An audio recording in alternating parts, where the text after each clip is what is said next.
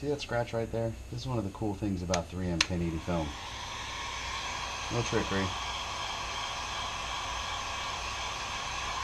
Scratch has been erased.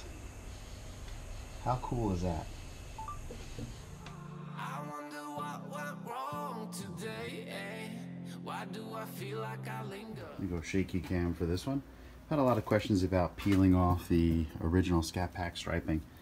Again, I was really kind of concerned about caring for this stripe, and this is kind of one of the reasons I got the car. I really enjoyed the look of this specific stripe. So, you know, when I wrapped it, I obviously wanted to put it back, and I didn't want to be stupid and wrap over it or try and wrap in between the seams, so I peeled it off. A lot of people had asked how I did it, so I'm going to do this video to show you how I did it, and I'm also going to include how I put it back. So let me go show you. Let me show you over here how I'll show you better in actual photographs and talk over it. But I put the stripe back with minimal effort. It took me about 20-25 minutes to freehand draw it with knifeless tape, and then lay some 3M 1080 M12 matte black vinyl on top of it. It is a little different color than the stock Scat Pack striping. Let me close my trunk here. There we go, and you can see it is a different shade. It's only really noticeable at night. During the daytime, these two shades kind of match, but at night it takes on a certain sheen that is completely different, as you can see there. But anyway, it was very simple to realign, get all this line back up again. Back in here, hold on. And just wrap around the edge. All of it done with knifeless tape. No touching the car with any knife whatsoever. And so let's get started with showing you how to remove it. I want to start with some heat. So loosen it up. And you always want to start in the least conspicuous area.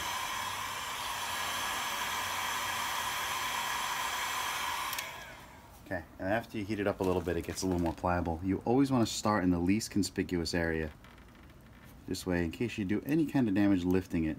You also want to start with a very clean surface. Whenever you're moving badges or decals, you don't want all those contaminants that are, you know, little dirt, pieces of dust and everything, getting up inside of where you're trying to work with and eventually scratching your paint. So wash the car, wipe down the area, do whatever you need to do. Just make sure the area you're working in is clean.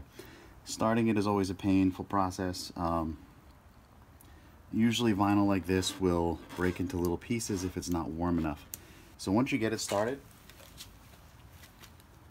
get some heat on it. We're going to warm up the whole first area. We're going to get this peeled back, and then I'm going to switch camera angles. And get the whole area nice and soft.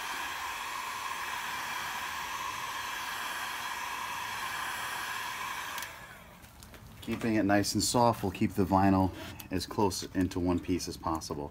If you're doing this on a hot day, pretty simple.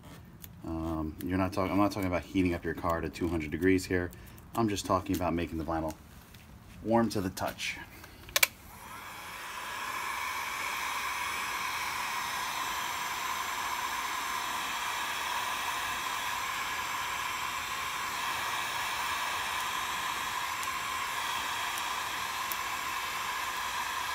There we go. Now you want to get it so it's in one nice. Get past all the rips.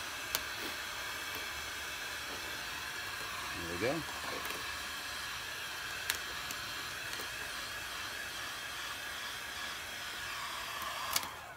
Okay, we're going to change up the camera angle. All right. Back on the next side. Again, we're going to keep this nice and warm. You can feel how brittle this is, or you can hear how brittle this is, but when you heat it up,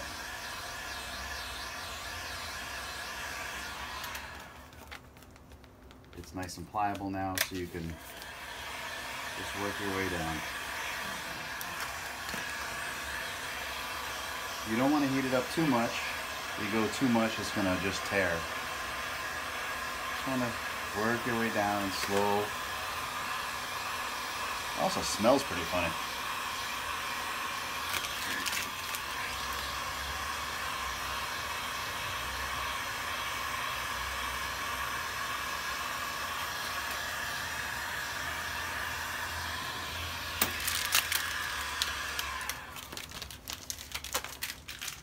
Okay, I'm going to repeat that process.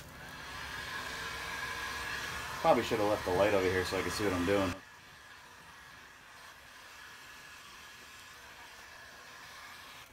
Perfect. I don't believe alcohol is going to take this off. Let me just do a quick test. Yeah. Alright, so I've been using 3M adhesive remover. Alright, so I've been using this 3M adhesive remover. I've used it on the metal. I've used it down on the plastic when removing my PPF. I've had no issues with the paint. The only thing that stinks is when you're pulling off adhesive, it kind of balls up into a goopy mess. So any towel that you're going to use, be prepared to toss it in the trash.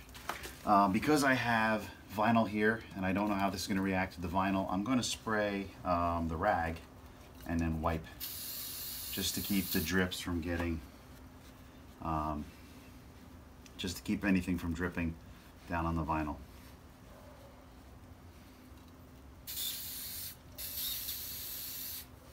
And you have to get this pretty wet.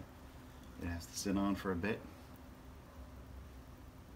And notice I am not wiping in a circular motion. I don't want to add to my factory installed swirl package here. Eventually, once we remove the wrap in maybe a year or two, we're going to go ahead and do a full paint correction. Probably should have done a cool paint correction video before I did my wrap, but I'm running out of time here because the weather is getting hotter. We went from like early spring 50 degrees to straight into 90s. I had no chance to do this wrap in comfortable temperatures. So you just have to keep turning to clean sections of the rag and keep picking it up as you go along. And again, I'm thoroughly soaking the area I'm working in. Go over it one last time.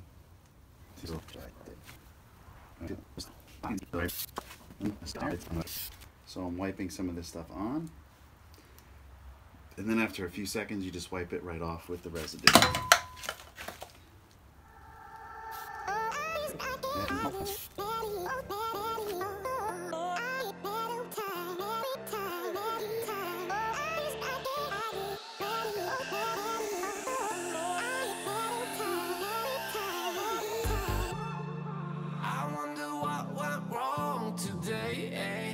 Why do I feel like I linger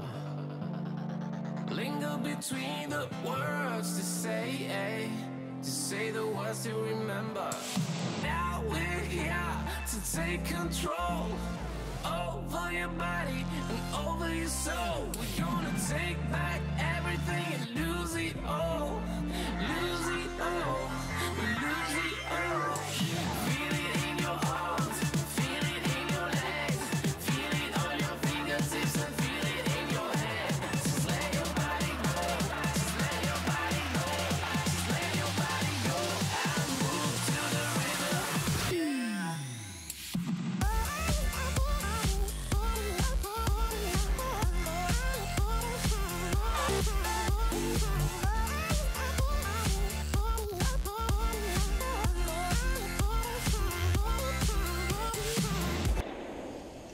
Alright, you want to start by creating the first line, and it's pretty simple to follow the old trace of the line up here.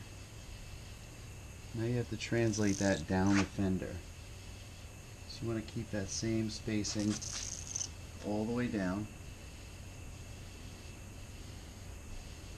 And it's very important with knifeless tape that you do not stretch the tape. Okay? You want to keep the tape loose. If you put any tension on the tape itself, it's going to ruin the way it cuts.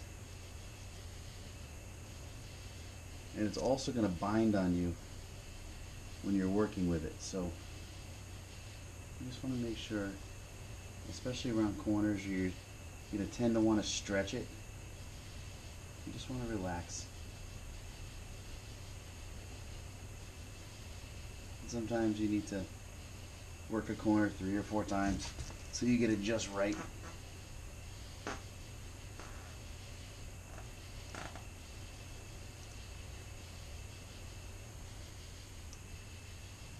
Remember, no stretching.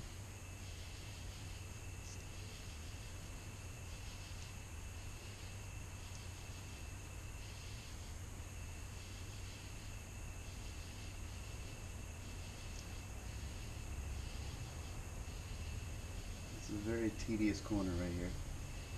And if you don't do it right, it's highly noticeable in the final product.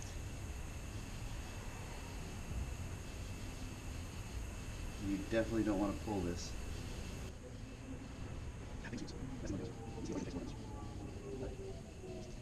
Give this a snip. Bring the light down below. Let's see what we got.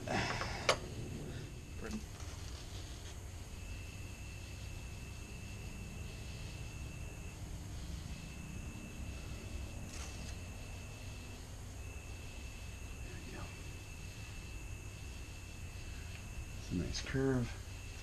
Alright, now the next part is fairly easy.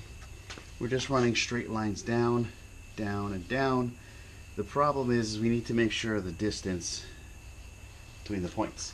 So we're going to take our measurement up here, we're going to do our distance here. We need to translate that distance here and here.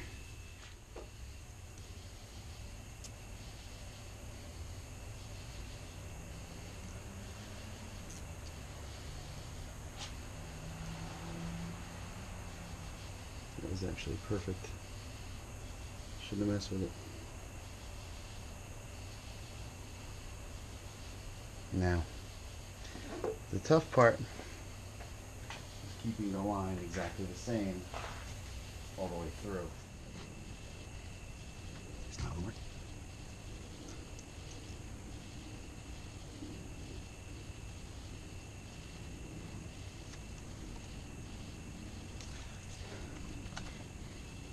Need to move this back. Okay, I'm gonna fold this under. There's that 6 3/4. And 6 1/2.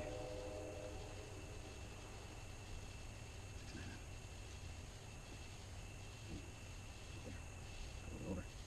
Okay.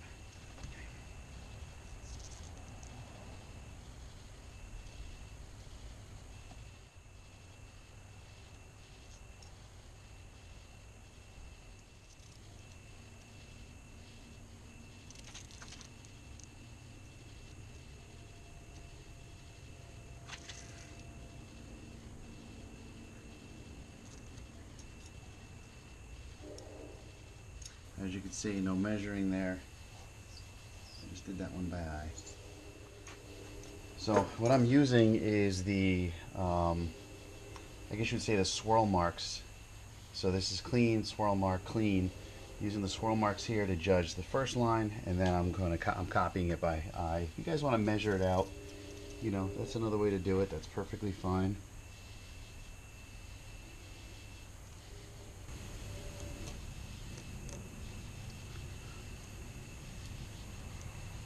And you follow the same line down the side.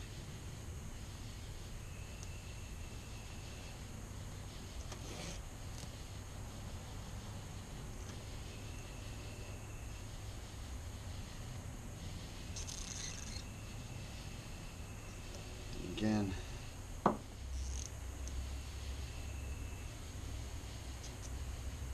Now, this is a pretty long run.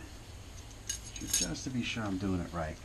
As you can check the things that have a certain thickness. You can see if you're doing it right. As you can see here, I got too wide down below. On that shade, you gotta come into there.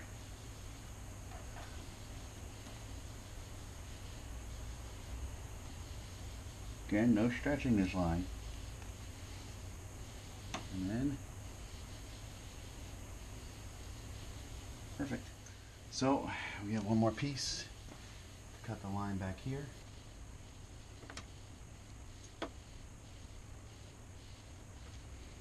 It's late, and Game of Thrones is on, but I want to get this done. So we got the scat striping outlined.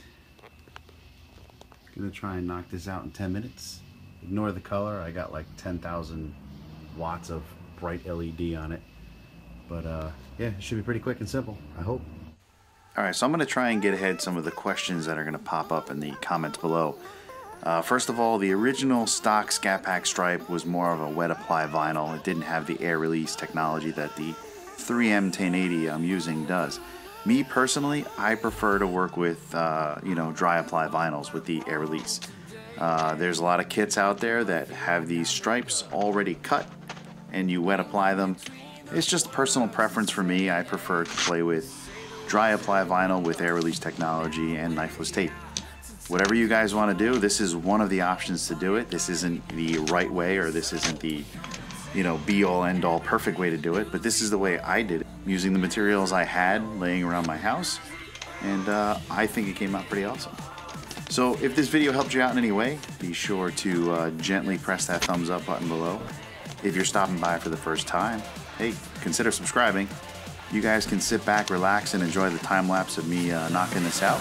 And as always, thanks for watching.